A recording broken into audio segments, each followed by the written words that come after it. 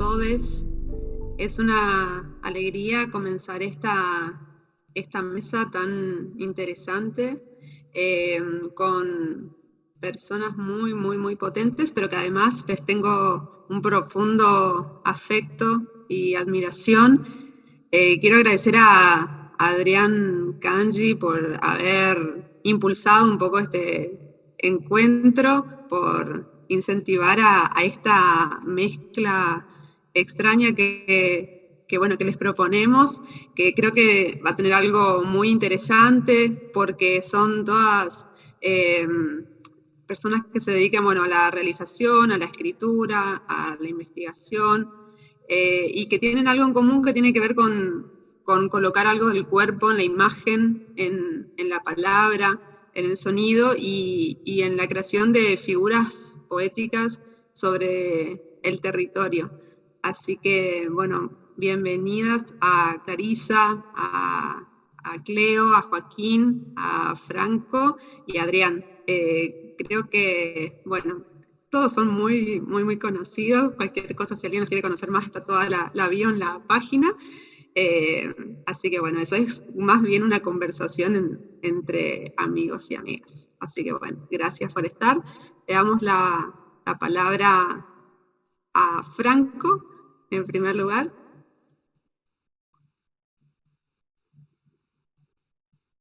Estás silenciado, Franco. Era la idea, pero bueno. Buenas tardes. Gracias, Mai. Gracias, Fernanda. Creo que no habría un intercambio así si no nos conociéramos, así que para agradecer. Y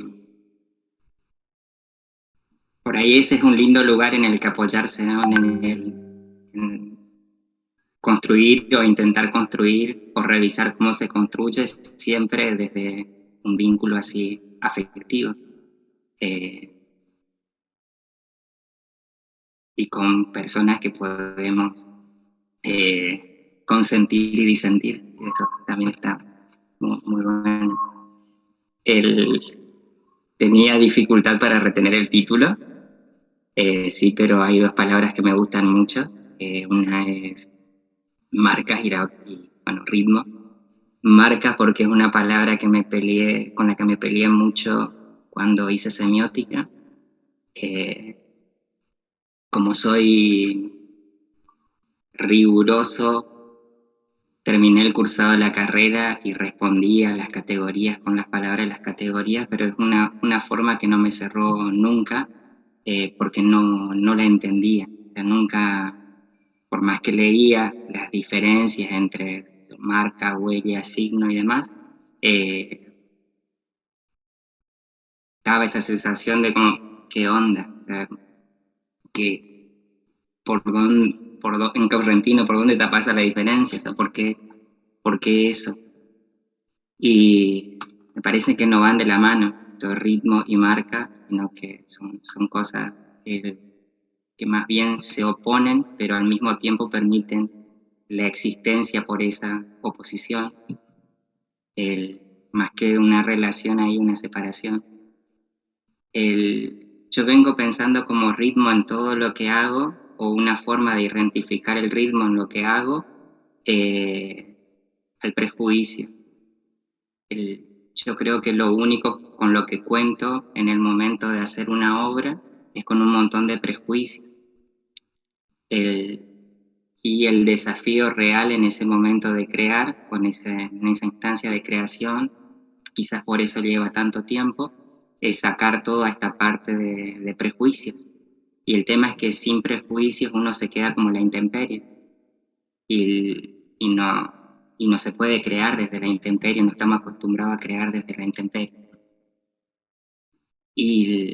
Pero a su vez la intemperie es la que posibilita hacer pie en el ritmo, el poner el cuerpo ahí, el articular como por primera vez. Me parece ese es como un desafío. Y el otro desafío me lo da la misma materialidad, que encima es lo único que tengo, o que creo tener, porque eso también es un prejuicio, que es el lenguaje. Para alguien que trabaja con lenguaje, que el lenguaje sea su único obstáculo y el lenguaje es lo único que tiene, creo que por eso podemos atravesar todo. Tengo como una medida con la que di también hace poco, y es que si algo tiene palabras, ya se vivió, y si se vivió no es mío. Me encuentro frente a algo, creo que eso algo me pasó a mí, pero tengo todas las palabras para decirlo, y si tengo todas las palabras para decirlo, no me pasó a mí. Entonces ahí tengo también otra medida. En esto sí hay una línea que estoy explorando. Había leído en Chantal que decía, cuando miro un pensamiento, y para mí la relación directa era que cuando vivo lenguaje, no vivo el lenguaje. Y entonces estoy ahí entre esas dos cosas, tratando de hacer algo que únicamente sucede acá, en lo que se recupere algo que directamente no conozco, como decía Diel Temperley, voy hacia lo que menos conocí en mi vida, voy hacia mi cuerpo, porque también esto tiene palabras, o sea, también esto ya es de otro, también esto ya fue por otro. Y entonces por ahí mi reto en el momento de hacer obra es tratar de correrme del lugar en el que se articula, que es bastante dificultoso también, porque me acerco desde una articulación que creo que es un poco más honesta, que es la de la coloquialidad absoluta, las metáforas en crudo, un lenguaje que se parezca al lenguaje en el que vivo y en el que me crié, en el que existo, y a su vez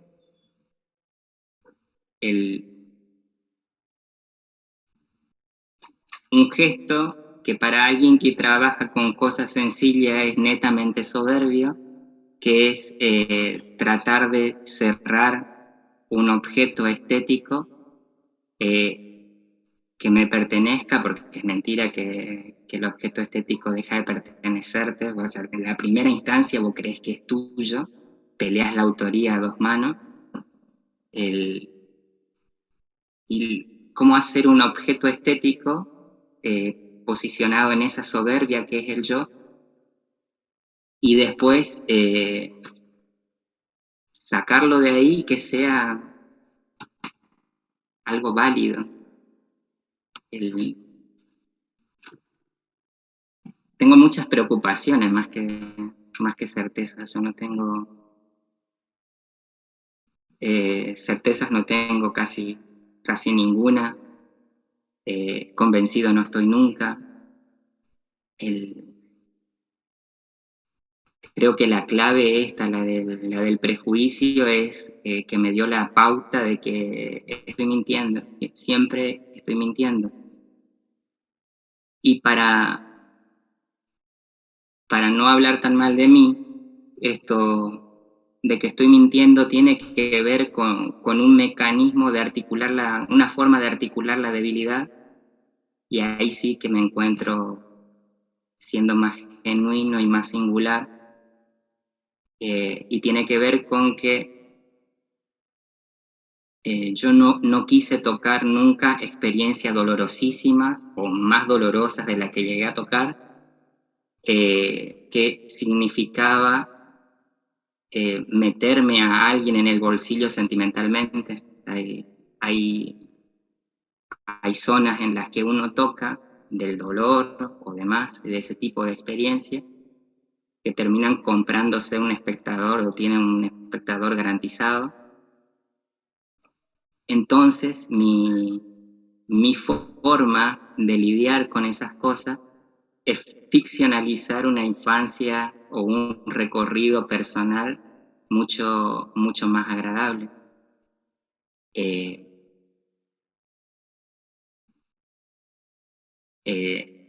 Nunca escribí un poema sobre un abuso, nunca me puse en esa posición de atestiguar algo que me va a garantizar cierto público y cierta comodidad en el decir, y todo lo contrario, agarré y escribí cierta erotización en la infancia. Entonces, al acercarme desde otro lugar,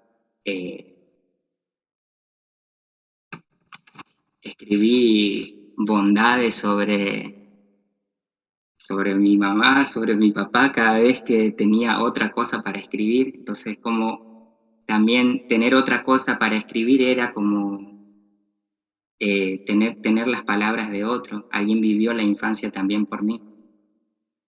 Y bueno, recupero mi punto de estar, como hizo Chantal, recupero mi lugar en el mundo, tratando de no embelezarme del todo con ninguno, no confiar ciegamente en lo que creo que percibo, el desconfiar de todo lo que percibo, y la otra, trabajar un texto no hasta que me seque yo, que es como, no tengo más nada para dar, sino trabajarlo al punto de que toque algo requete contrasensible y yo lo pueda leer con comodidad, lo pueda decir con comodidad, que todo el lloro esté del otro lado, no de este lado. Un control del aliento, parece que por ese lado también recupero la escritura. A mí me ayuda como no a respirar, sino bueno, si voy a seguir viviendo, o si tengo que seguir viviendo, quiero vivir de esta forma. Va por ahí. Y ritmo, cuando lo encuentre se los convido.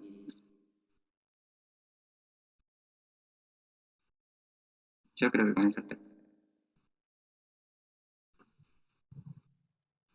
Bueno, muchas gracias, Franco. Continuamos entonces con Clarisa.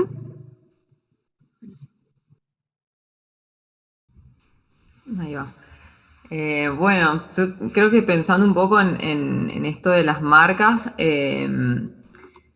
por ahí hay dos sensaciones con las que yo siento que siempre están ahí muy presentes como para construir imágenes y sonidos desde Corrientes, desde un estar local, si se quiere, y que tienen que ver, una es con, que no sé, o sea, son imágenes que quizás yo no las puedo explicar, pero sí las siento.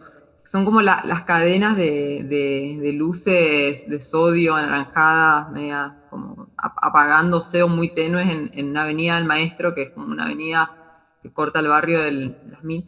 Y para mí siempre como transitar por ahí y esa cadena de luces, muchas veces durante bueno, mi vida ahí siempre me daban algo como de sentir que era todo muy imposible, pero a la vez en esa misma lógica de lo imposible, muy posible. Como hay muchas noches y muchas situaciones que recuerdo pensando, diciendo, no sé, en esto de hacer cine o del querer hacer cine, y decía, qué imposible que es todo, pero a la vez como, no sé, esa perspectiva de esa avenida con esas luces y los caballos comiendo basura en los costados, siempre pensaba como que había también algo muy posible. No sé, eso creo que siempre me acompaña cuando pienso en Corrientes y cuando pienso en eso, ¿no? En lo que rodea. Y después otra sensación que tiene que ver con una cuestión muy ligada al agua y al tirarse del kayak cuando remo y no tocar fondo, digamos, ir hacia el fondo, que es una sensación también de posibilidad para mí y de misterio y de no poder definir cosas. creo que a partir de esas sensaciones físicas un poco se fueron desprendiendo muchas ideas de cine y de muchas ideas de imágenes y de aproximaciones. Igual hay algo que también siempre me vuelvo a repreguntar sobre las construcciones de ritmo, sobre esas formas.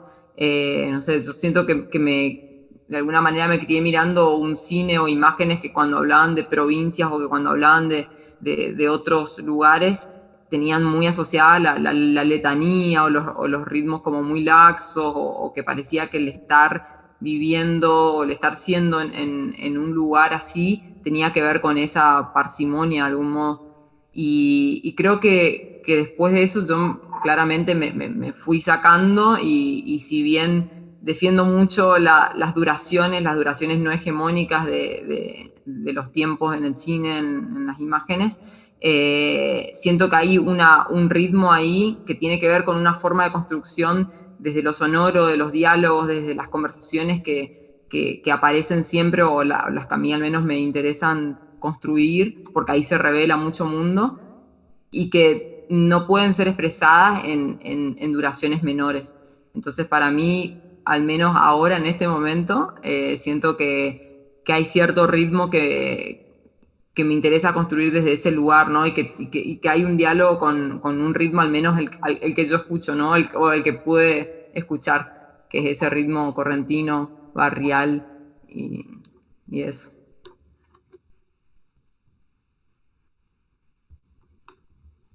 Es corto, ¿no? Tenía que seguir hablando. Franco habló más, como 4 minutos. Está súper bien. Muy bueno. A ver, ahora seguimos con Cleopatra. Me da vergüenza porque yo siempre soy larguera. Bueno, primero quiero agradecerles, Maya, Adrián, Fernanda, que siempre está ahí haciendo estas cosas en el CCU, Franco, Clarisa. Un placer para mí estar compartiendo, y a Joaquín lo dejo último porque voy a hablar de él, pusimos de acuerdo ahí. Es como difícil por ahí estar con grandes artistas, ¿no? Porque a quienes admiro mucho, y mi lugar por ahí desde la academia y demás. Pero bueno, yo escribí algo que les quiero compartir, que en realidad la escribí así como apresuradamente, sin orden, y que viene como a reciclar de alguna manera otras escrituras que ya compartí en su momento de la película de Un Gauchito Gil de Joaquín Pedretti. Como ustedes saben, hace un tiempo largo ya yo vengo transitando estos caminos del Gauchito Gil, y la verdad que esta película fue todo como un desafío, y también interpela varios lugares que les voy a compartir acá. Yo titulé este texto La peregrinación y la búsqueda del resplandor. Un Gauchito Gil nace como un viaje alucinado al corazón de los esteros, y hace meses peregrina por las salas de cines del mundo, evocando por fragmentos el resplandor de las aguas brillantes que los guaraníes llamaron Uberá.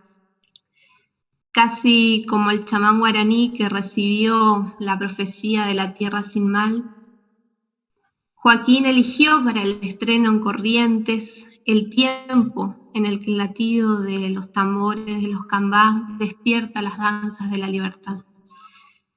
Su búsqueda vincula la vigilia de enero que proyecta en la pantalla como aquella que se vive en las calles, pero también anuda su propio viaje, su propio trayecto. El sueño y el deambular del cuerpo sufriente de Héctor, el protagonista de la película, con el sueño y el peregrinar de los miles de cuerpos sufrientes que llegan a esta tierra en este tiempo para exorcizar los males en los banquetes de la fiesta de la vida. Como todo ritual, el chamán convoca y nosotros acudimos al encuentro. En el día de la proyección, en Joaquín veo a un director emocionado por el estreno, pero también su rostro y sus gestos me remiten a la figura de un cuidador de santo, un promesero agradecido. ¿Qué cuida? ¿Qué santo cuida? Joaquín, ¿qué promesa busca cumplir? La curiosidad de saber se disipa cuando él nos recibe, nos agradece, habla lento, casi orando, nos muestra el sendero y entonces todo cobra forma de ofrenda. El ingreso al santuario cinemático nos lleva a la antesala. Allí se dispone un altar consagrado al Gauchito Gil. Su imagen, iluminada por velas rojas encendidas, se ubica frente a las marquesinas que promocionan el cartel de la película. Este primer montaje yuxtapone el rostro de la escultura de leyenda con el de Héctor, la figura de un Gauchito Gil que todos podemos ser aún por venir. La imagen más difundida de la divinidad se desborda en los rostros de Héctor, que se duplican en los carteles del fondo. El altar no solamente evoca a Antonio Gil, lo hace presente. Al mismo tiempo, la superposición iconográfica muestra el trabajo constante y la fuerza de la repetición por hacer intensamente visible al mito. En la sala oscura, la pantalla ilumina el peregrinar de Héctor, un joven peón rural que despierta consternado por un sueño en medio de los míticos esteros de Liberá. Las figuras vívidas de aquella pesadilla le recuerdan haber perdido un Micaí en un accidente. Como fantasmas, esas imágenes lo empujan a atravesar los montes, lagunas y bañados a fin de encontrar a la criatura. Pronto la travesía se dirime entre la averiguación, la huida, la angustia y la búsqueda de la sanación. Huye de dos cuatreros que lo persiguen y se sumerge en los esteros intentando encontrar la cura de los males que afectan a su cuerpo y a su alma.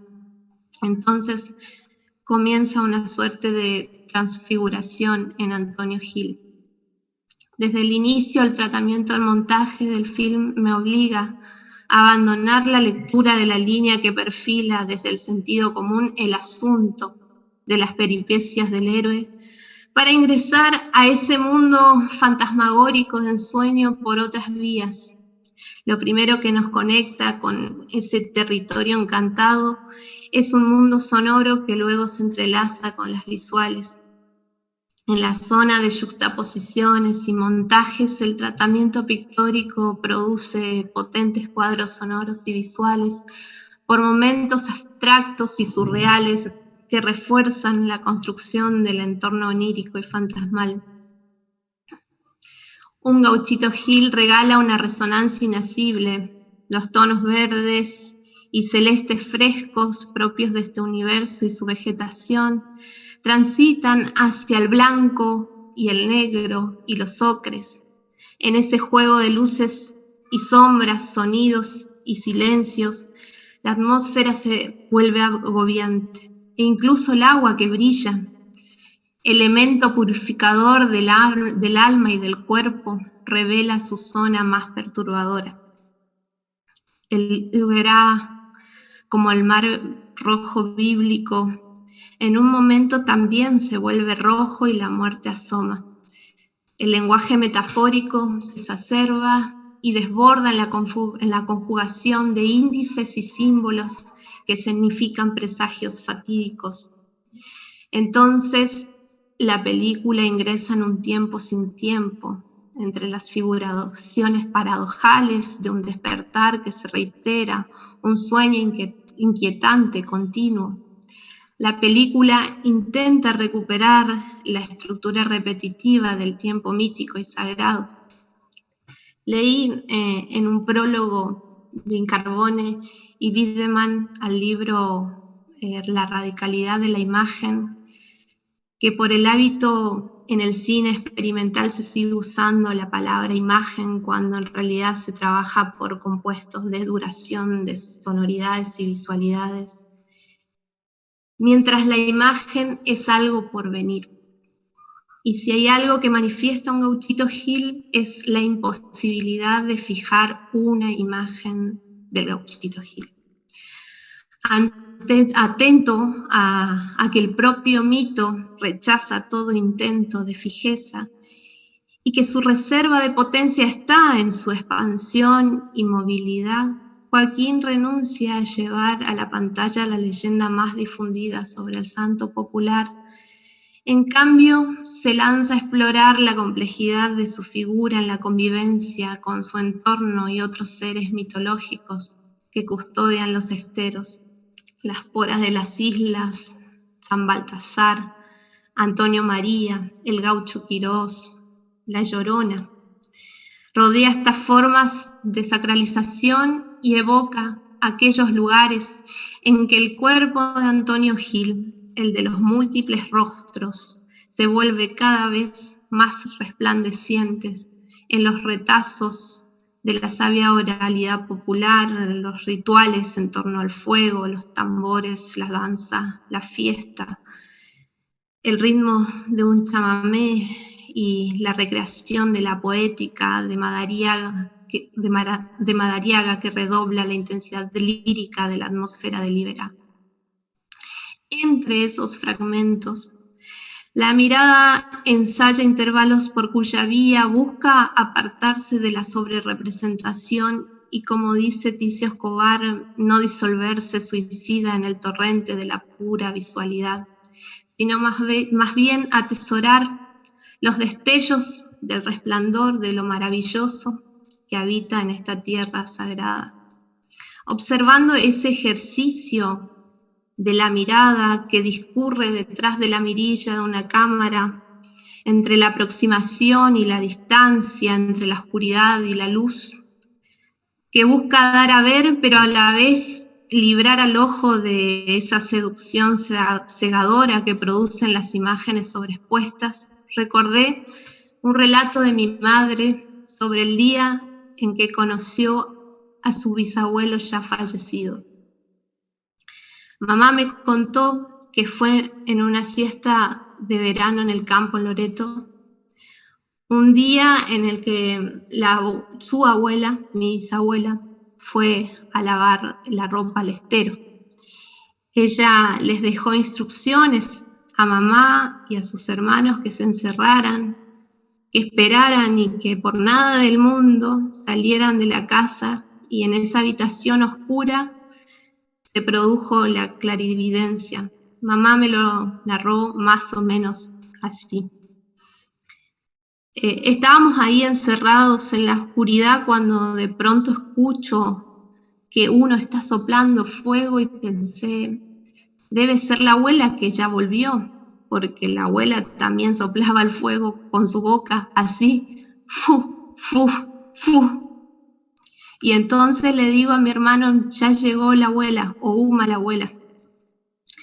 Cuando estaba trancada la puerta, me acerco entonces a la pared de al lado de la cocina, donde había un agujero tapado con un trapo. Saco el trapo y veo un viejito. Le veo bien de perfil soplando el fuego y vuelvo a tapar nomás otra vez. Después vino mi abuela con toda su ropa que fue a lavar en el estero y le digo yo, abuela, ¿vos te viniste y soplaste el fuego y fuiste otra vez? Le dije en guaraní. No, recién estoy viniendo cansada, me respondió ella. Ah, yo te voy a contar una cosa, le dije. ¿Qué pasó? ¿Alguien vino? Les dije que no vayan a abrir la puerta. Sí, yo escuché que alguien estaba soplando el fuego y pensé que eras vos y que Entonces saqué el trapo y miré y vi un viejito.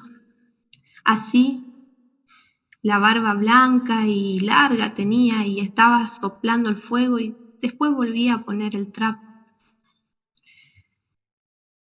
Por eso es que le digo, no vayan a mirar a ver si todavía se asustan.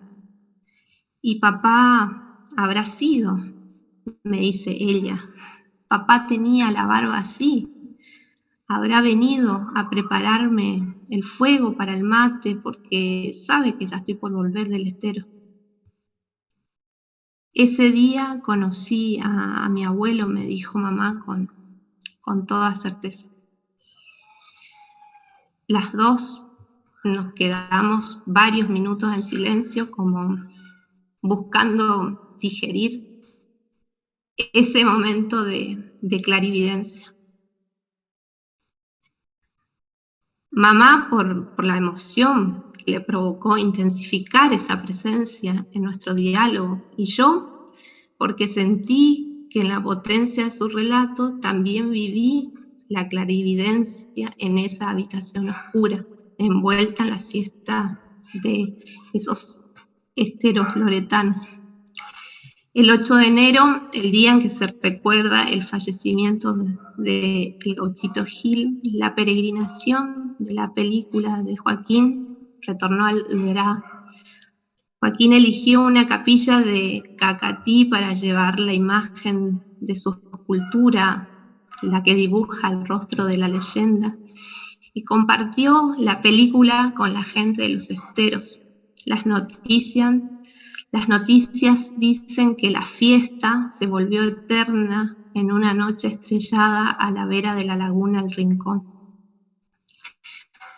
En mi experiencia, esta larga peregrinación que desborda la pantalla devino en esa imagen de la siesta de Loreto. Una imagen deseo de atesorar la intensidad de la presencia del tatarabuelo que retorna para aliviar el cansancio de mi bisabuela. Una imagen pensamiento de la necesidad de multiplicar ese gesto amoroso, de prender el fuego para compartir el mate y sentarnos a conversar.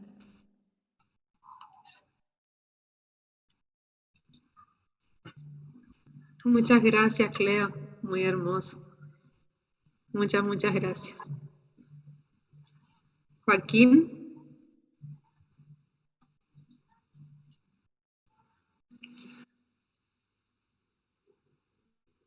No sé qué decir, la verdad, pues quedé...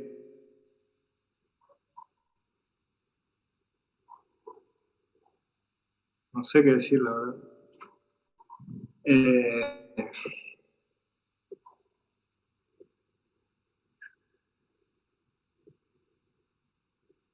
No sé, porque me superó el momento, no esperaba que sucediera esto, entonces no sé por dónde arrancar, la verdad.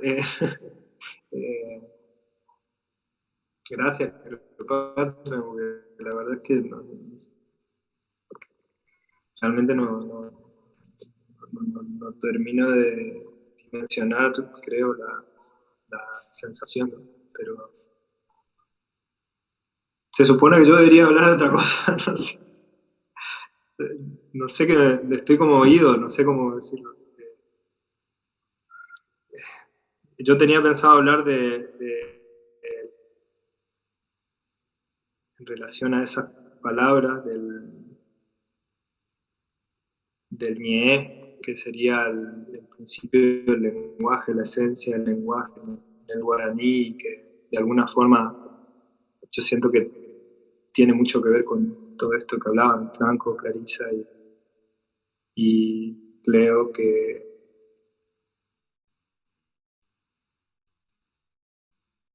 en principio desde ese punto de vista de la cultura guaraní o de alguna de las culturas guaraní, de sus ramificaciones, eso es lo sagrado, digamos.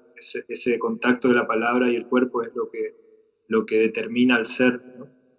y entonces el ser es la palabra, y ser de alguna manera es una excusa de la palabra, ¿no? que nos tiene ahí al servicio como para fluir, porque dicen que antes de la palabra estaban los cantos, y de los cantos que se llaman albu se forma el ñe de la palabra, ¿no? El manantial del alma, supuestamente. A significa alma y u significa agua o arroyo, manantial, conecta. Pero al mismo tiempo yo siento que hay algo detrás de eso que es lo indescriptible, digamos, no sé cómo decirlo, eso que no se puede, que no tiene palabra,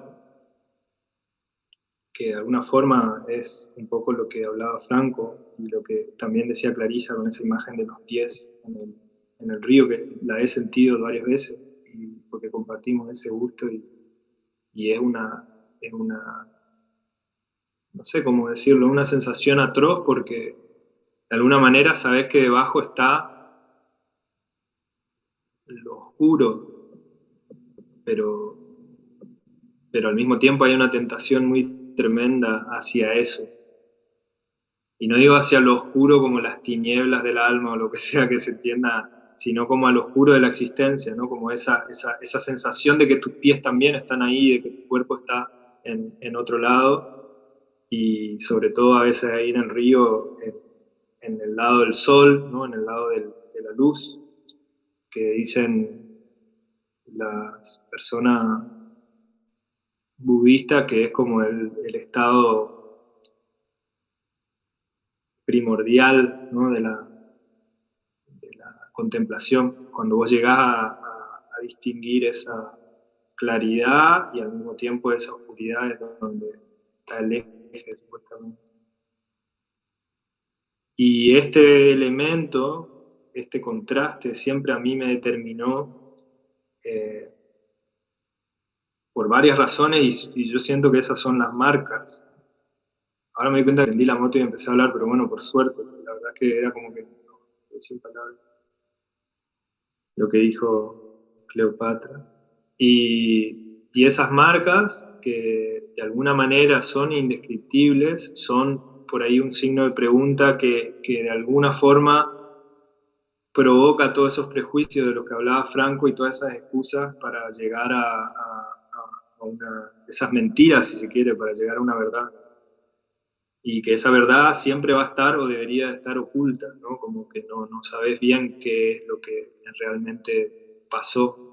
Por eso a mí me sorprende lo que dice Cleopatra, porque yo tampoco pensaba en todas estas cosas cuando hice la película, ni cuando hicimos los altares para las funciones, pero sí que había esa sensación de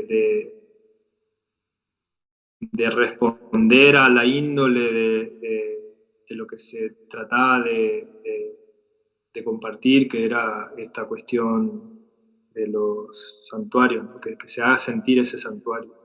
Y eso me parece que hace que lo de la película en sí trascienda el fenómeno como tal y se vuelva un hecho performático, ¿no? Como que para mí realmente las salas son como santuarios, siempre y cuando no se predispongan a eso, porque también pueden ser una montaña rusa, ¿no? Es muy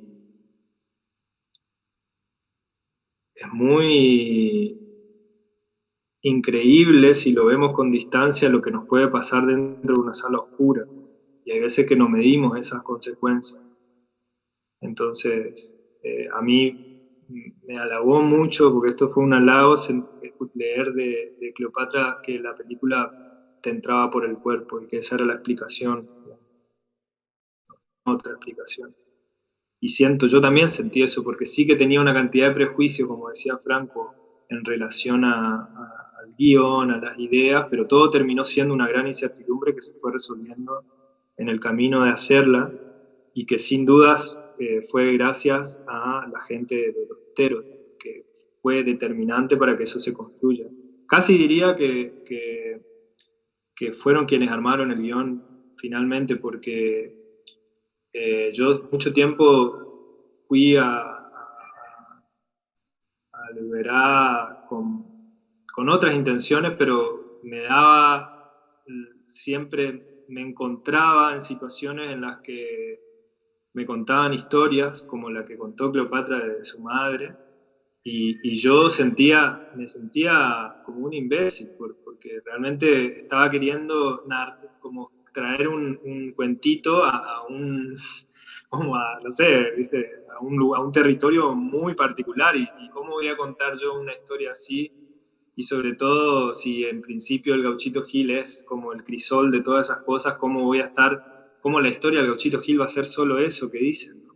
Como si el tipo no hubiese estado escondido en el monte, como si el tipo no hubiese visto esas cosas que ven las personas que andan solas por el estero, o compartido estas historias. Entonces, tuve la suerte en ese sentido de encontrarme con personas como el Niño Correa, que es un nativo de la isla de San Alonso, que me invitó una vez a su casa, que vive muy aislado, es la persona que más aislada vive que yo he conocido, y que tuvo la dicha de venir a la película.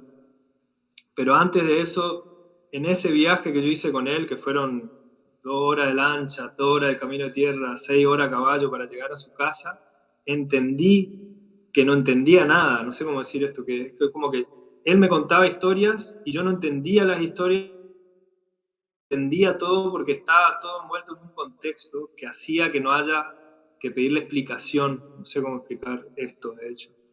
Pero sin duda eso fue determinante, y ahí yo sentí que sí, la película se tenía que anclar en los símbolos, y que cuando se ancle en un símbolo había que como que pegarle una patada para que se salga de ese símbolo y entre a generar un signo de pregunta, digamos. Entonces no hay una referencia directa a ninguna deidad del estero, pero sí hay guiños, con todo el respeto que implica, digamos, porque también sé que para las personas del estero esto es algo muy sagrado. Entonces yo no quería como que encapsular sus mitos, sino como dialogar con los mitos, que es algo que yo encontré en un libro de Deleuze que decía sobre Glauber Rocha, que a él le fascinaba que Glauber Rocha tenía el atrevimiento de ponerse en el territorio de lo mitológico, digamos, para dialogar con el mito, digamos, ¿no? Para retratar al mito cara a cara. Y a mí me pareció fascinante eso, porque algo que es hermoso de la cultura, no voy a decir iberense, pero sí por ahí del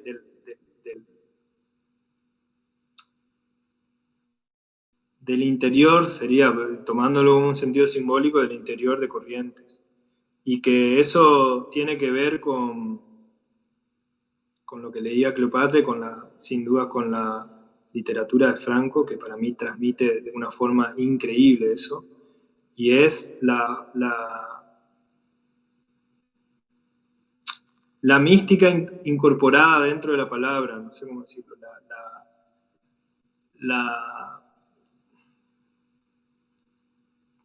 la palabra pura en toda su fuerza, generando símbolos. Y eso hace que la narrativa de esa gente que me contaba esas historias de repente no tenga una lógica, no tenga... De hecho, el Niño Correa aparece, es la primera persona que habla en la película.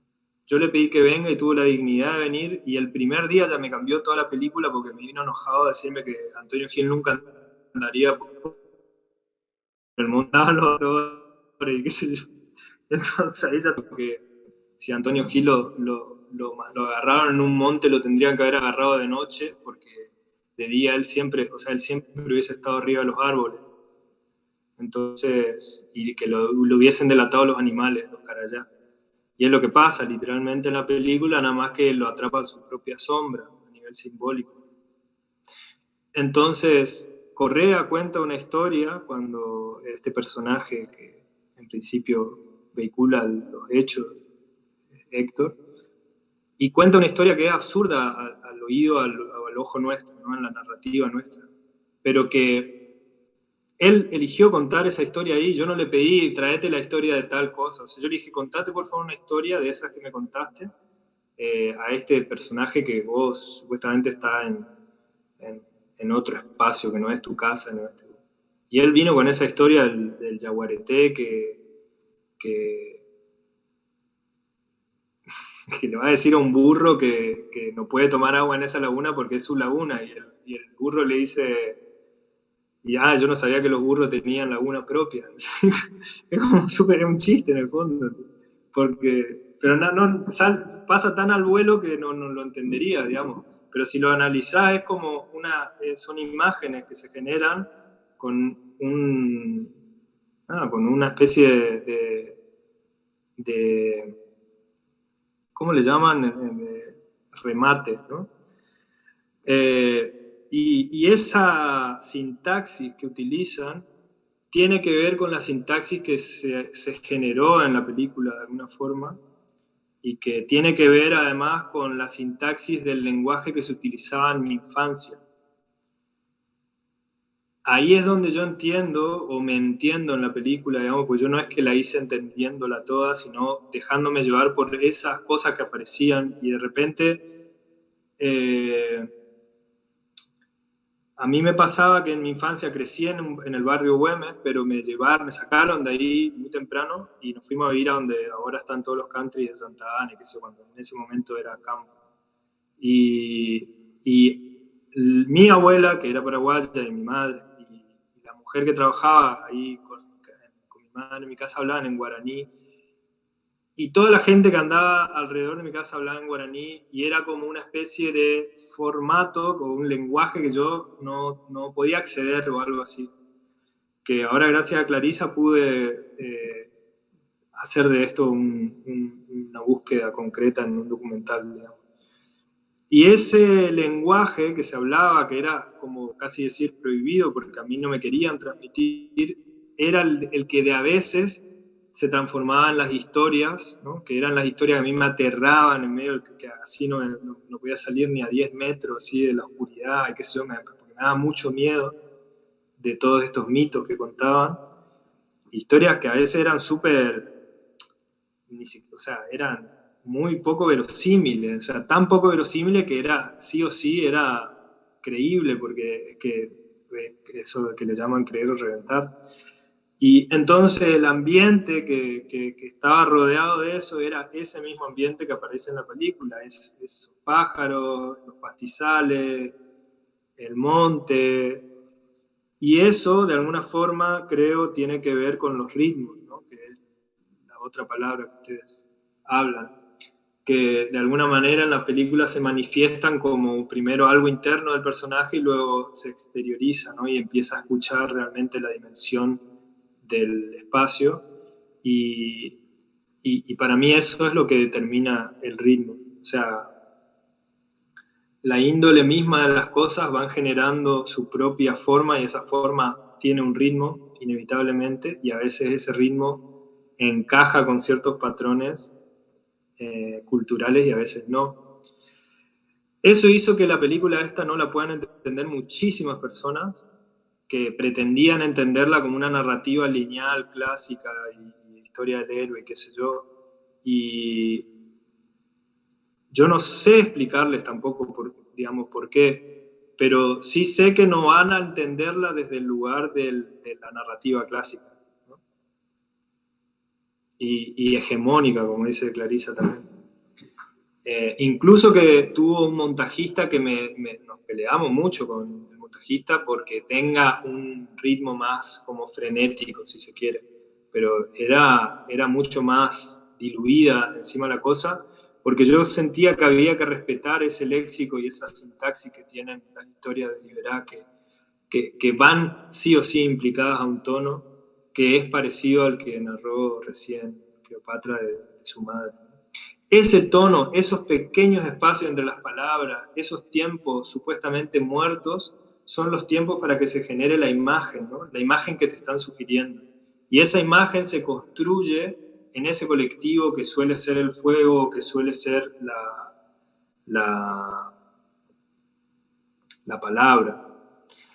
Y a partir de ahí se arma una narrativa, ¿no? Que es muy particular y que es también muy difícil de entender, porque no se le puede entender mucho a las personas que cuentan historia en el Liberá. Incluso gente de corriente que yo he compartido no le entienden, digamos, no entienden cómo hablan ni cómo narran. En todo caso, lo que yo sí siento, respetando y volviendo un poco al principio para cerrar, de esto que decía del guaraní, del ñe, que tu palabra es tu verdad y hay que respetarla. Yo siento que intenté llegar a la palabra o a la narrativa de la gente que me contó la película, ¿no? Las pequeñas partes que conformaron la película. Y que hice lo que pude, digamos. Seguramente si a esas personas se les da el conocimiento o las herramientas para que hagan una película, van a hacer otra cosa. En todo caso, esa es mi palabra, ¿no? O sea, finalmente esa es mi decisión y traté de ser consecuente con eso. Y no solo en esa obra, sino en todas las otras que de alguna manera están implicadas con la palabra. Y me parece que eso marca la última palabra que se sugería en este diálogo, que era el sentipensar, ¿no? Que está totalmente atravesado por esa cuestión, me parece a mí, y que de alguna manera debería de seguir siendo un signo de pregunta que nos convoca, ¿no? Eso nomás. No sé si me pasé de más.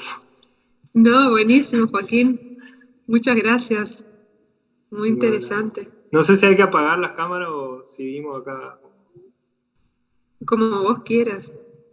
Bueno, porque yo tengo el tic de apagar la cámara, no sé por qué, pero bueno. O te sientas más cómodo. Bueno, quedo. le damos la palabra a Adrián. Bueno, ha sido hasta acá muy hermoso escucharlas. Me quedo con esa fórmula de Joaquín: creer o reventar. Y diría con el cuidado de lo sagrado que gustaría tener vuestro tono.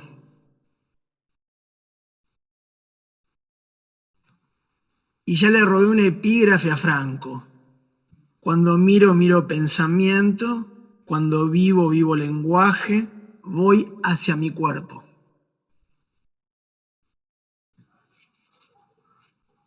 Solo podría invocar una voz lejana para poder alcanzar el tono. Y ustedes sabrán disculparme que haré una invocación.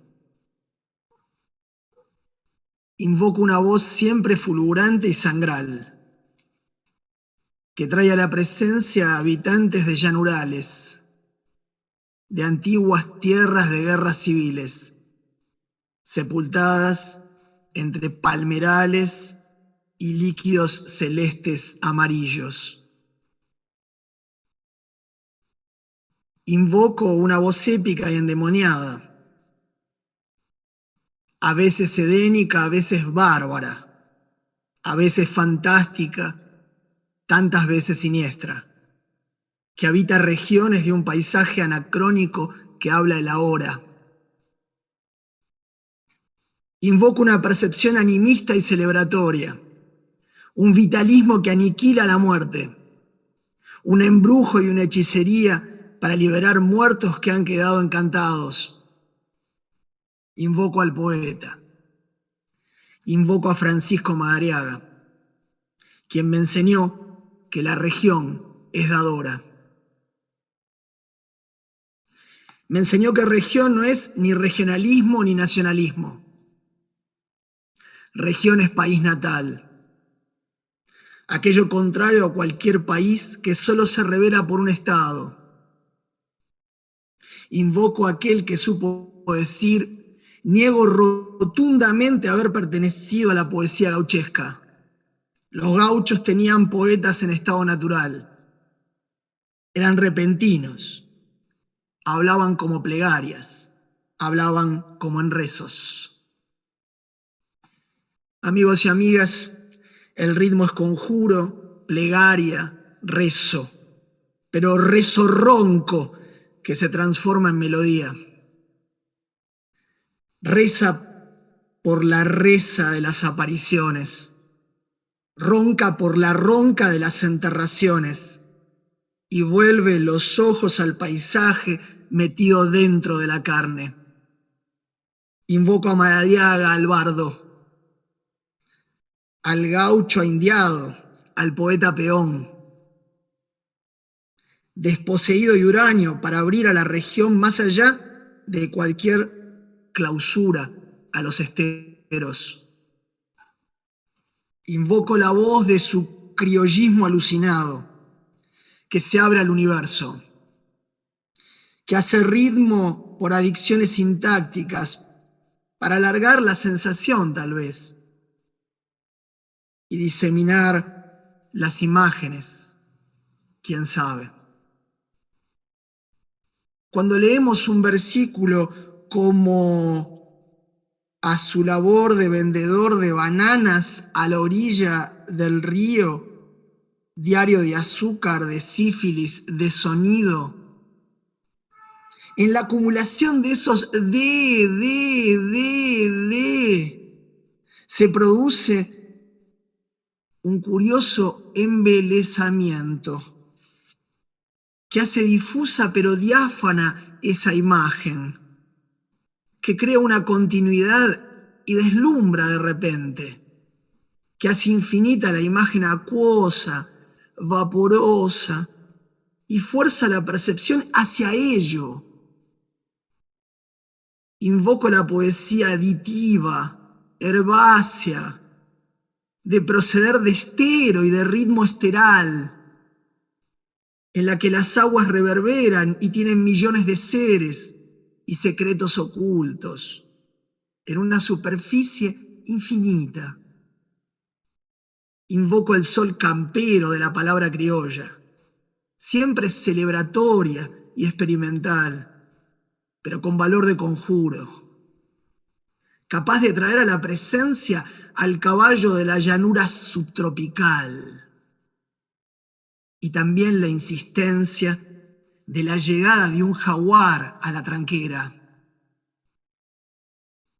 Resertores, cuatreros, ñanduís resollaron, rebebiendo su sangre en las islas de oro, y reviviendo me contaron, yacaré de canciones, se ahogaban en el limo, nicasios, eleuterios, borbotones, boleadoras engendradas por la sangre, boleaban lanceros del infierno y velaron en el cielo del sueño, guitarras, no acordeones, las purificaciones del degüello. Amigas y amigos, el ritmo es visionario. Es ritmo del sueño del indio y del gaucho traicionados. El ritmo es mestilinguaje, que singulariza un nativismo de la región dadora. El ritmo es la materialidad auditiva y cromática de las apariciones, de la fiesta, de la contramuerte, de las ánimas que jinetean el paisaje, de los cuerpos dormidos en la capital del sueño, del florecer de sandías amarillas en el principio de la muerte. Bilingüismo de los ritmos y de las rimas, que se multiplican en una sinfonía amarilla pulsada por el arpa india, donde la palabra palmar abre su hoja en abanico para ritmar con palmeral. Ritmo de una trayectoria existencial subtropical, tan telúrico como solar, tan convulsivo como sangrante. Madariaga me convenció que cuando voy hacia los esteros, voy a una región dadora solar. El país natal nunca es espectral. Exuberancia de la vida traicionada, violencia verbal que dialoga con el candor del instinto. Y me recuerda ese criollo, que entre las lágrimas se oye el canto de un guerrero, gaucho que canta en guaraní, y aún dirige el nadar de los caballos. Cuando voy hacia los esteros, Madariaga me enseñó que voy a una región de reserva de ánimas, de eclosión de un delito natal y de un cosmos de apariciones. Un palmeteo de boca y un rodeo siestero dicen ese país. Un yurupete, un palmeteo y un rodeo de seducción que pueden invocar un alarido de guerra. Regiones germen y medio, que reúnen paisaje político desgarrado y apariciones brillantes, criaturales. Y tal vez, no lo sé, Franco, Cleo, Joaquín, Clarisa, Maya lo sepan mejor. Yo creo que el ritmo viene de allí, de esa ebriedad alucinada. Cantos, exclamaciones de la tierra de nadie. Celebración, revelación del porvenir común. Invoco al poeta de lo sagrado, de ritmo arisco, que reserva su propia música, que descubre su chamán interior. Ritmo de jirones animistas, como un ojo de agua, Clarisa, como un momento azaroso, Joaquín, como destellos de naturaleza, Cleo, como rugidos de jaguar, como rumor de lluvia, como vuelo de pájaro, Franco. Los ritmos no son ni descriptivos ni anecdóticos. Son sonidos alucinados que provienen de una comarca transfigurada. Jirones animistas, transformaciones chamánicas. Los ritmos son mucho más que una intensificación lírica que hace monumental al yo del poeta. No. Ritmo como intensificación mitopoética que descentra al yo de cualquier poeta lírico para volverlo poeta curandero. Invoco a los curanderos frente a los poetas. Algo así dice Madariaga cuando habla. El hombre y mujer correntino llevan 3 razas en la sangre. Una polinesia, una bereber y una africana. Polinesios son los originarios guaraníes, cuya estampa e idioma están vivos entre nosotros. Bereber es designación nuclear para los españoles devenidos mestizos que buscan su lugar. Africanos. Africanos son los gauchos negros, los únicos gauchos del estero sobrevivientes de un implacable genocidio interno. El poeta invoca una matriz amazónica, invoca una percepción, toda ella invocada, de diásporas. Diásporas que insisten vivas en los ritmos corporales y corporantes. Carezco de la magia de vuestros tonos. Solo puedo invocar al poeta. Solo, como decía Franco, para mentir un poco y salir airoso. Quería compartir ese regalo para ustedes. Son notas que tenía en mi biblioteca de antiguas lecturas de Madariaga, que las reescribí pensando en lo que hace cada uno de ustedes.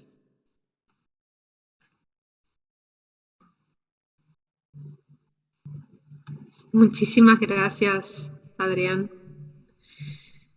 Bueno, como esto lo habíamos pensado, creo que en un inicio como una payada, ¿no? La idea es que siga, que continúe, Así que puede tomar la palabra quien lo desee.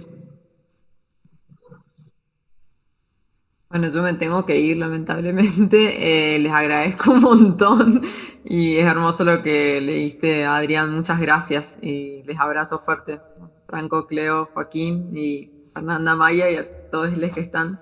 Nos vemos. Bueno, gracias, Cla. Suerte y que disfrutes del inicio del festival. Éxitos, Clary. Gracias, Cla.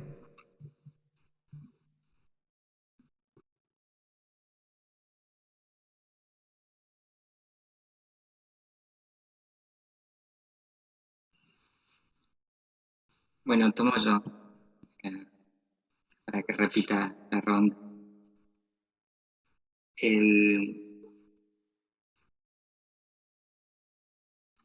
Creo que mi experiencia con el ritmo, me quedé ahí pensando en esa escucha de Cleo y esta relación de la construcción de la imagen en esos espacios de la que hablaba, esa suerte narrativa pausada de la que hablaba ahí Joaquín, y esto de la embriaguez que repite Adrián. Yo, si bien no tengo una forma de modular qué es el ritmo, puedo reconocer puntualmente mi experiencia en uno. Y tiene que ver con encontrarme con el blanco, pero como parte de algo vivo. Y sin ningún tipo de mediación en el medio, ningún tipo de mediación, o sea, solo el blanco. Y lo recuperé hace poquito en una charla que tuvimos con otros poetas. Y es la primera vez que veo, digo la primera vez porque hubo varias, pero fue la primera y era chico, que vi que apuñalaron a alguien. Yo era muy chico, no tanto como mi hermana, que tiene 6 años menos que yo, y era una cosa así de 10 años y 4, más o menos. Fuimos a comprar a un kiosco que está acá nomás, pueden decir que acá nomás, a 8 cuadras. Tenían un palenque enfrente del almacén donde ataban a los caballos. Nosotros estábamos comprando y cuando salimos de comprar había un hombre que había terminado de atar el caballo y había otro que estaba bajando del caballo y de otro caballo, y nosotros quedamos esperando en la puerta como para que terminen de atar, y ahí pasa algo que no, para lo que nosotros no teníamos ninguna mediación.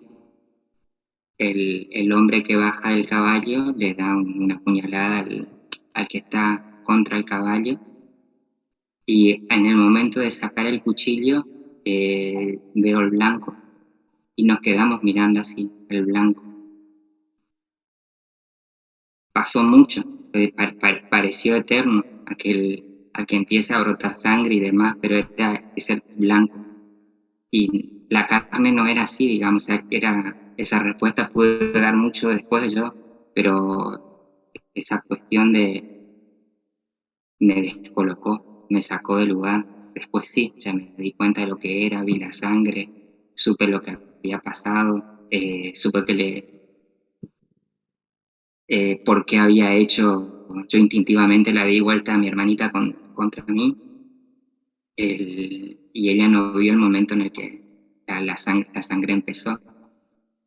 Yo tiempo después, porque no puedo escribir sobre esto, todavía no puedo escribir porque no lo puedo entender, y también no lo quiero entender, o sea, quiero mantener eso.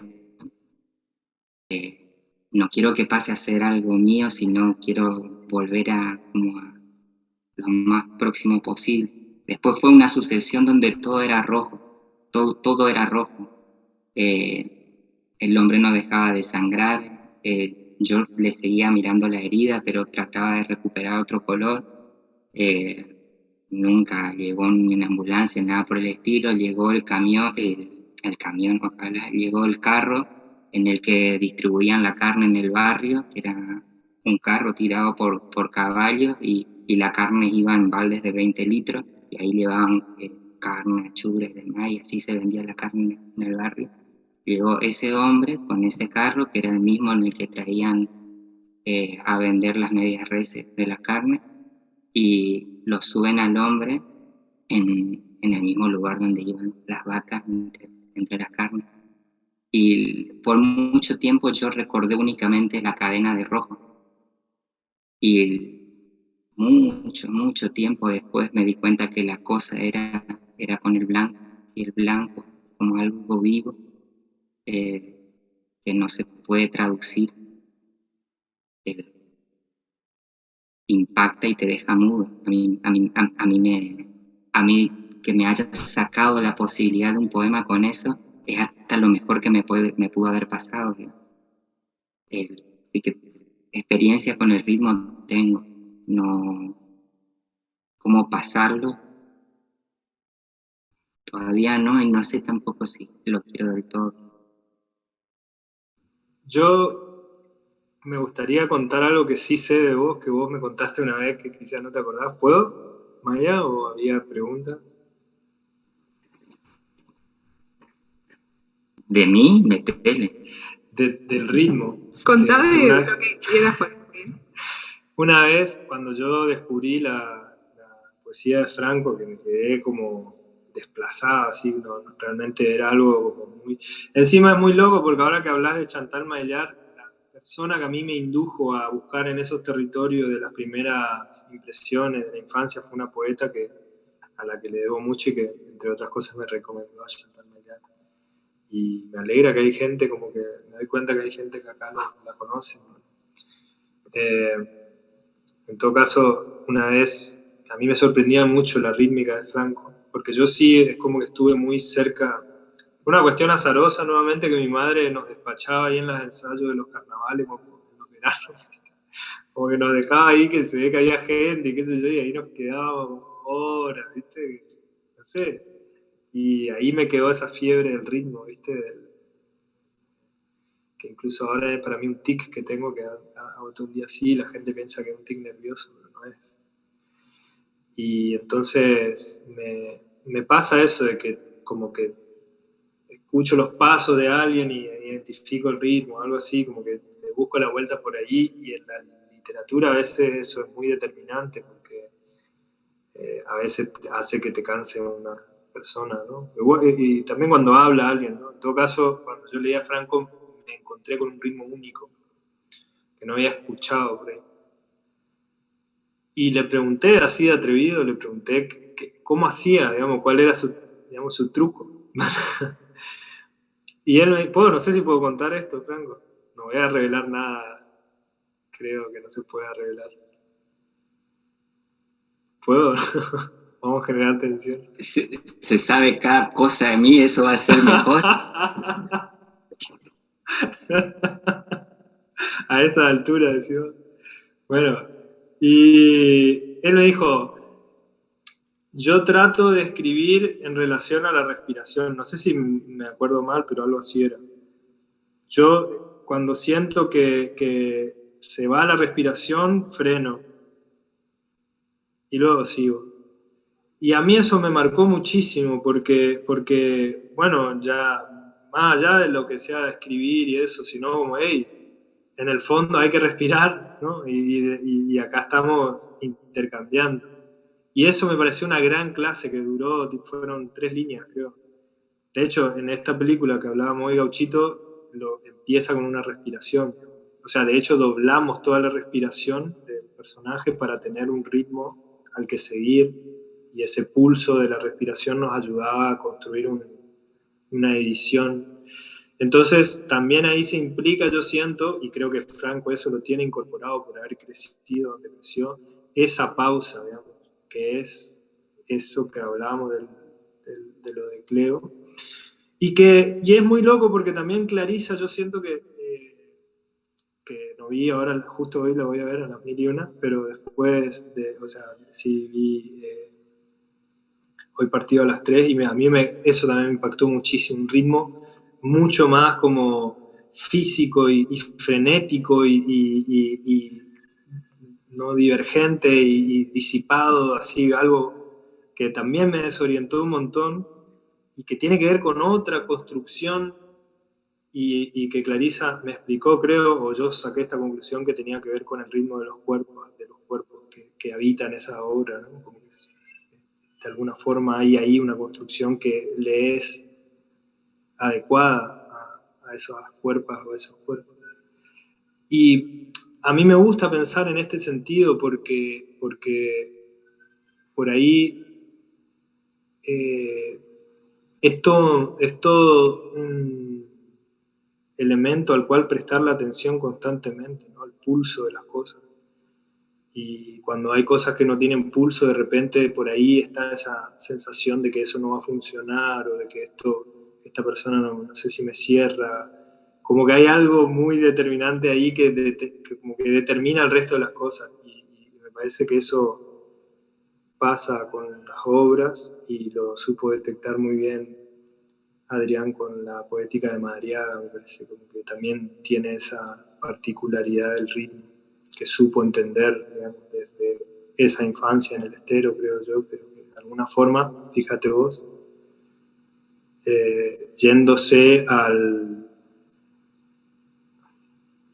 vivir a Buenos Aires, digamos, al territorio urbano, él pudo adentrarse en ese ritmo, yo siento, ¿no? Y a través de ese ritmo dejar fluir esas palabras. Eso nomás quería decir.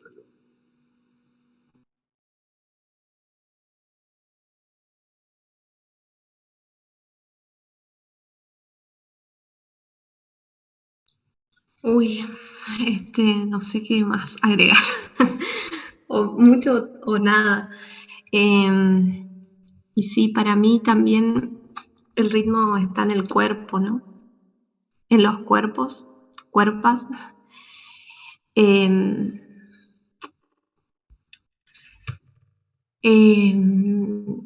Y es interesante porque no sé qué opinarán, bueno, Adrián, que viene por ahí de las academias evaluando artículos y todo eso.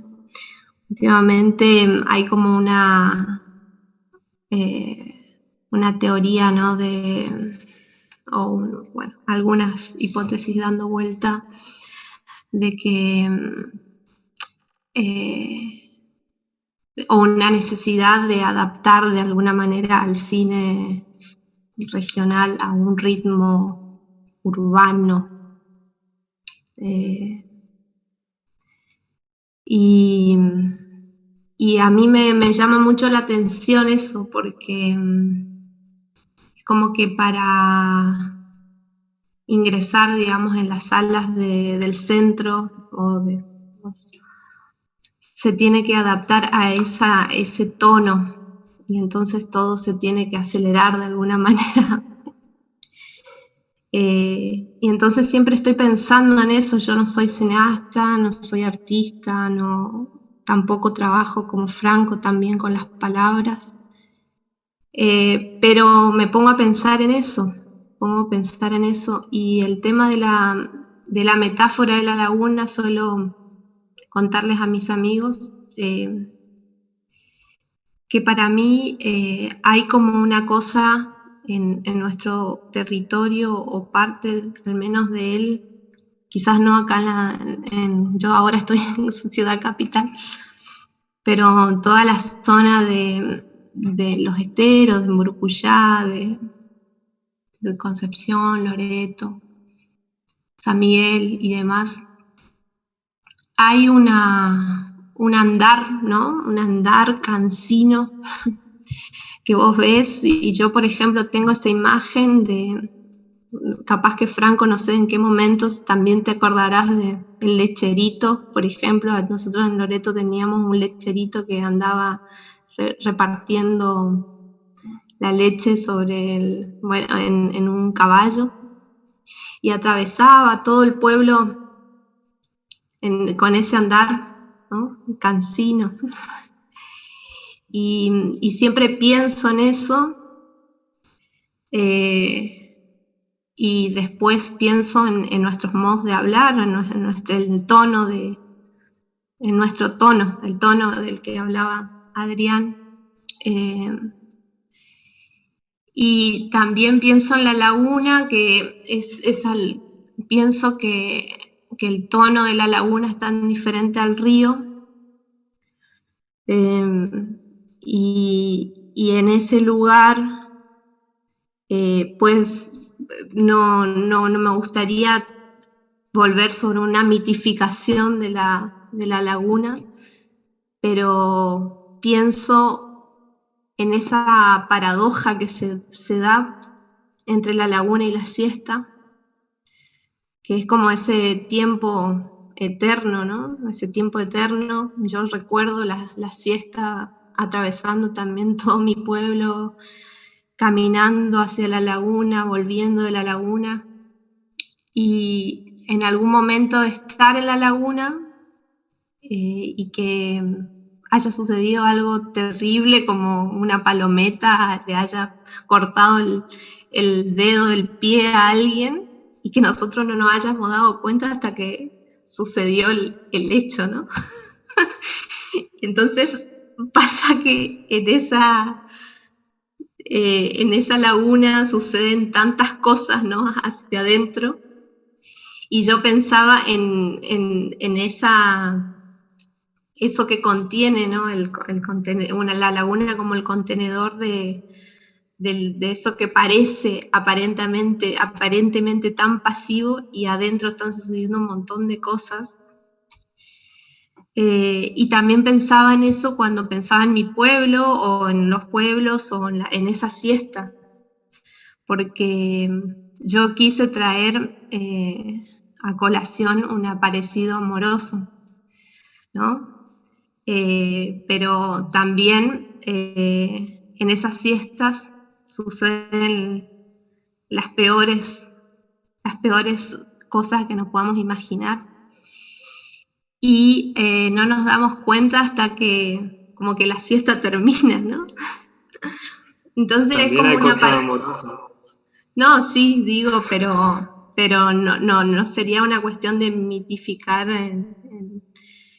O sea, hay esa doble paradoja, ¿no? Entonces yo pensaba en esos, o sea, cuando se sucede una batalla debajo de esa aparente pasividad. Y en ese sentido,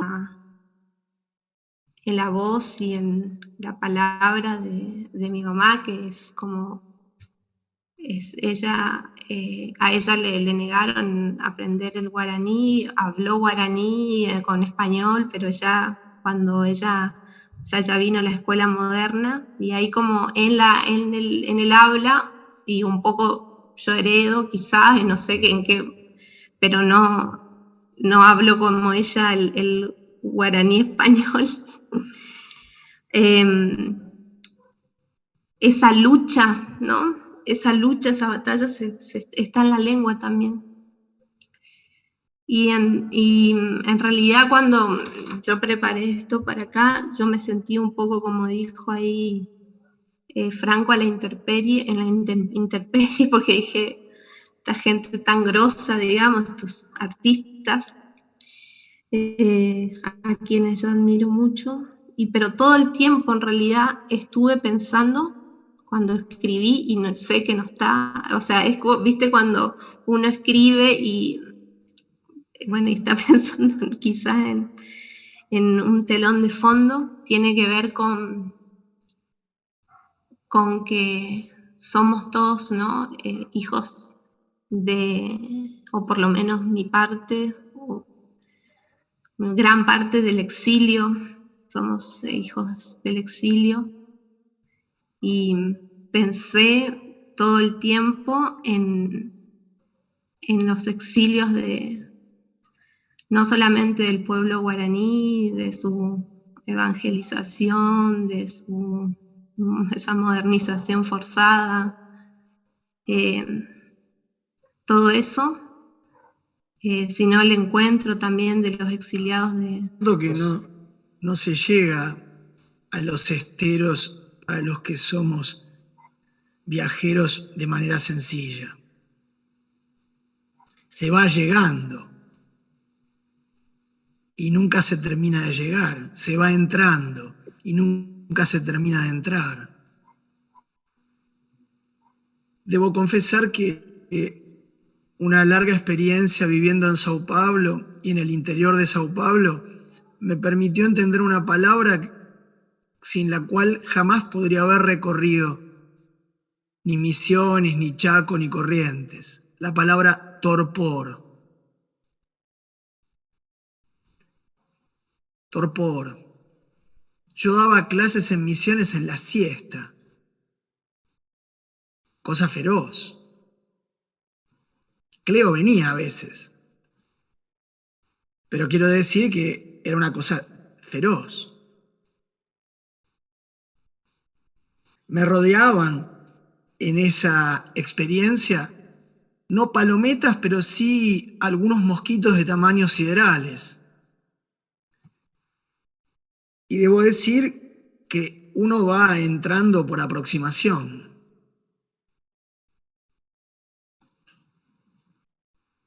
Como se podría encontrar con una palometa en el interior de la laguna. Lo que pensaba cuando las escuchaba, es que comparto esa tensión de una lucha feroz. Mis narraciones son más bien urbanas. Si bien estuve en el interior de la tierra misionera, correntina o chaqueña, no me atrevo. No tengo una palabra que provenga de allí. Mis palabras son urbanas, en una comunidad de afectos que se volvió una comunidad de pensamiento. Pero sentía el torpor. Y un entrar por aproximación. Sin poder asir del todo las cosas. Entonces quería contarles dos cositas que tal vez tengan algún sentido, pero son exteriores.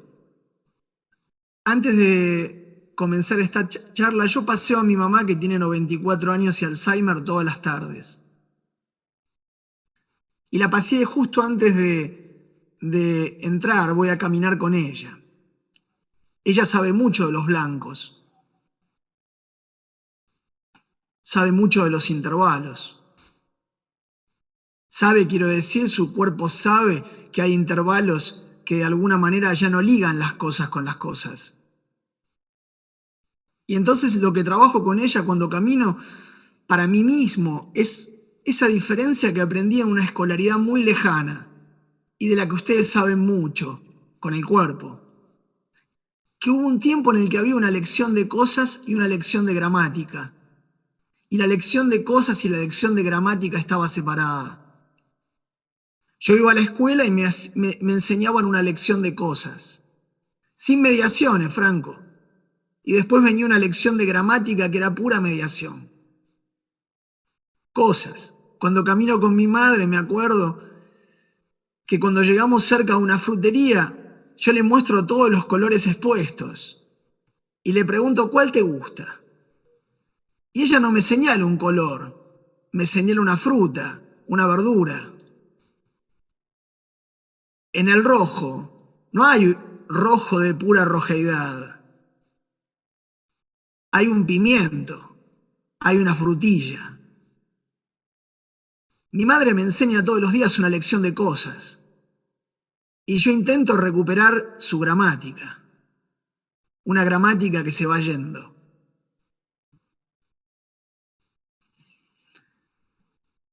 Cuando conocí a Maya, Maya me presentó a su hermana. Y yo le pregunté a su hermana, ¿se puede nadar acá, en el Río Grande? Y me dijo, yo soy nadadora. Y le digo, yo también. ¿Podemos ir a nadar juntos? Es el único modo que tengo para conocer un lugar. No se me ocurre cómo podría uno conocer un lugar sin una inmersión, sin un sumergirse. Aún para hacer una inmersión. Porque si no, ¿cómo conocer un lugar? Si uno va entrando de a poco. Por aproximación, ¿no? No habría otra forma. Y pensaba entonces, ¿y la palometa? Un vínculo empeliculado. Yo he atravesado Misiones, Chaco, Corrientes, en un horario en que mi cuerpo no podía avanzar. Piensen ustedes la debilidad de un cuerpo gélido que viene de temperaturas absolutamente indiferenciadas, que hoy con 30 grados aquí en la ciudad está casi muerto.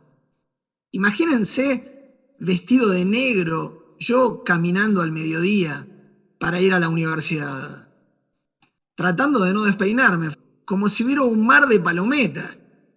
A esto quiero decir, es un lugar al que se va entrando, se va llegando, en el que uno que viene de fuera nunca está. Quería contarles eso. Ahora, la lección de cosas de mi madre es muy distinta a la lección de gramática. Y gracias a ella voy entrando de a poquito en la vejez con un saber diferente. Se atraviesa como formas de vida, como otras tantas cosas. Pero lo cierto, en el fondo, es que las lecciones de gramáticas te las dan algunos. En general, yo leo poetas. El resto del tiempo, los problemas son otros. Uno de mis maestros, Nicolás Rosa, me decía, a la mesa de luz siempre un poeta. Me resultaba un poco provocador esa idea. Vaya a saber cómo llega a la mesa de luz. Siempre me decía, en la mesa de luz. Uno no se duerme sino con un poeta. Poetiza, diría, también, ¿por qué no? Y de hecho, me evocaba esto. Ven, ir entrando. Siempre es muy complicado estar de lleno en un lugar. Uno le va entrando a alguna cosa como puede. A jirones, en estertores, con torpor, con el riesgo de la palometa.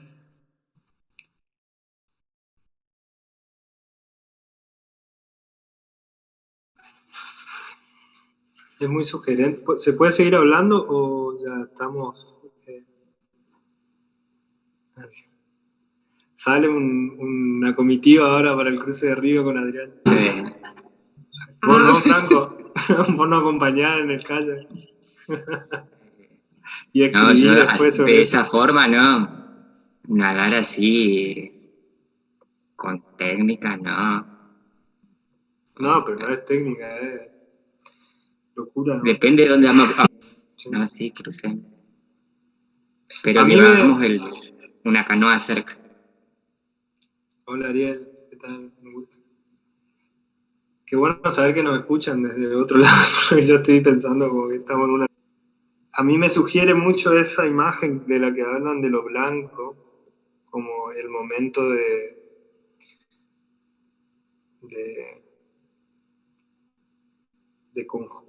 no sé, como que ahí realmente se juntan las cosas o algo así.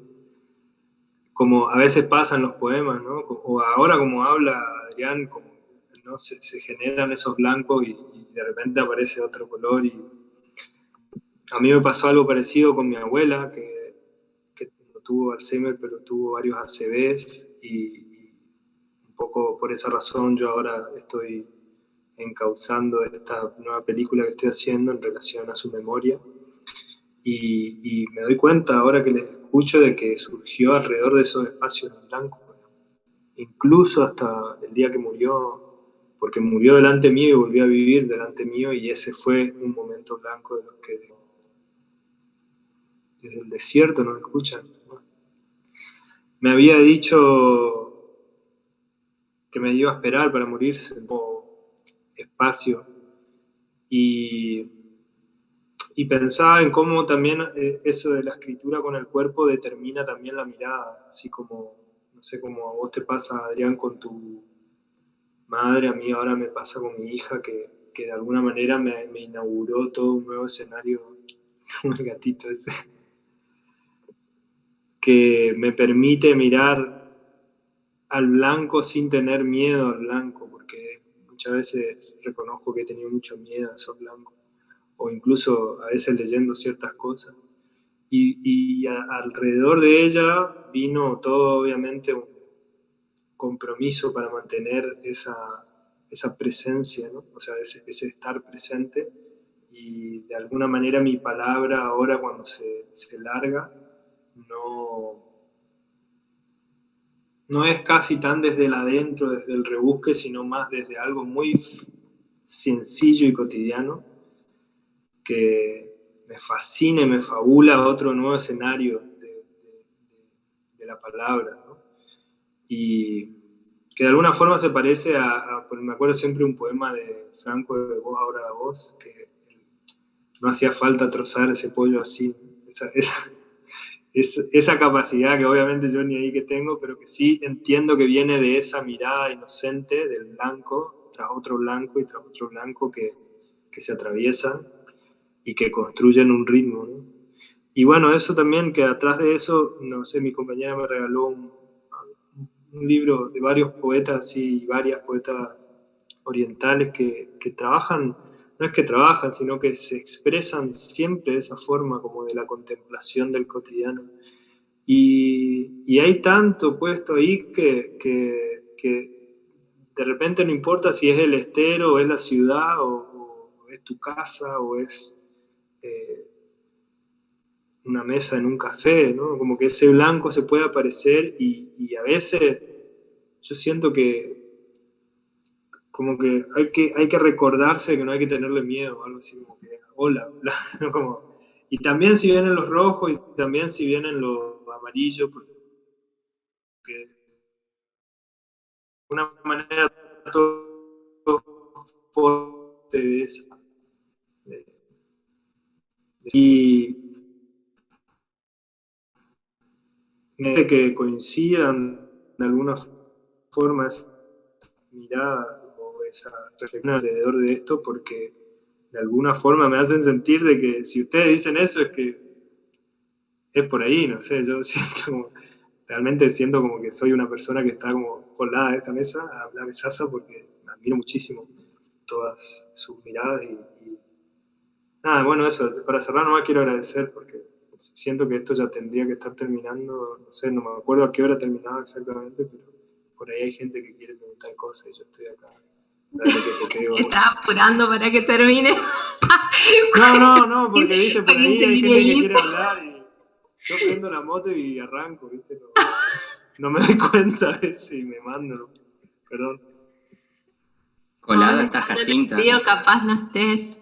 Está bueno lo que dices eso, Ariel. Y aún estando en el río, capaz no estés 100% en el río, aviso. Muy bien. Eso está bueno.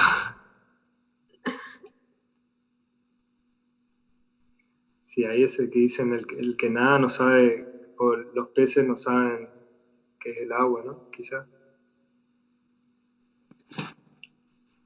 Maya, no sé si vos querés. Te queremos escuchar, Maya, vos.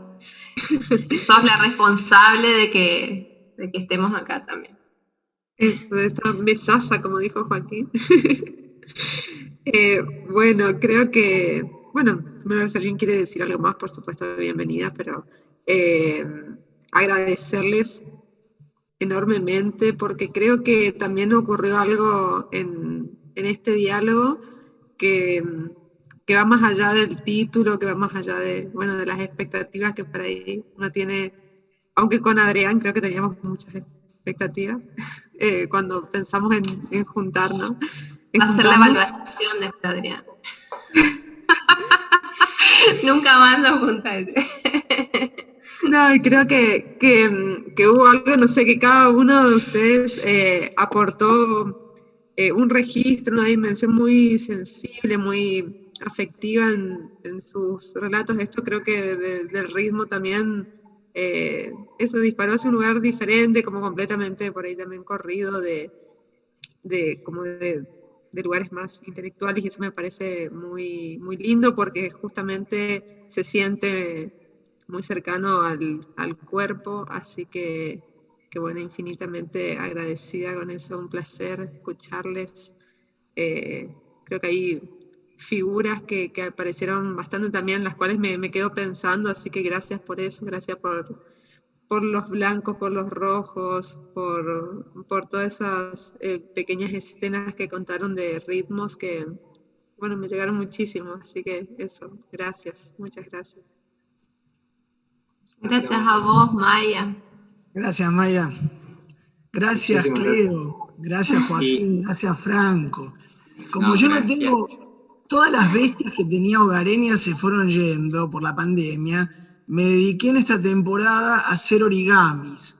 Y entonces aprovecho esta noche a regalarles virtualmente una grulla que estuve haciendo en esta temporada.